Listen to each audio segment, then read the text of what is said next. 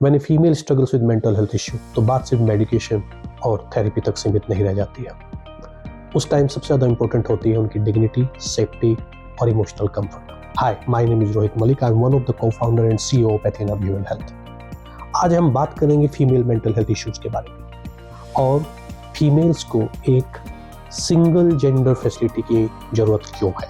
There are 3 important aspect behind this.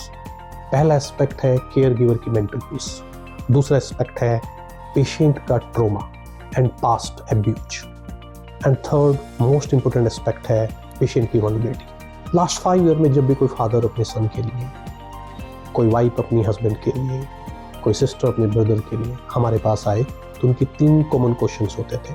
पहला question related था treatment plan से, दूसरा क्वेश्चन रिलेटेड था डॉक्टर्स की क्वालिफिकेशन से और तीसरा इंपॉर्टेंट क्वेश्चन था रिलेटेड टू इंफ्रास्ट्रक्चर से।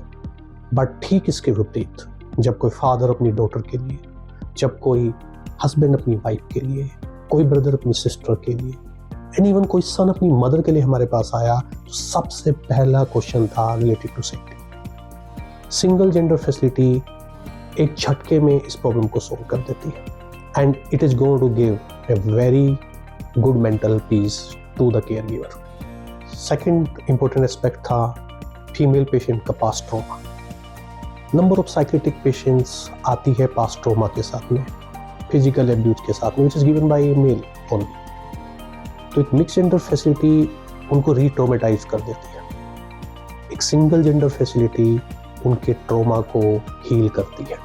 Last but not the least, third important aspect है फीमेल पेशेंट की vulnerability. Number of psychiatric female patients comes with different kind of attachments.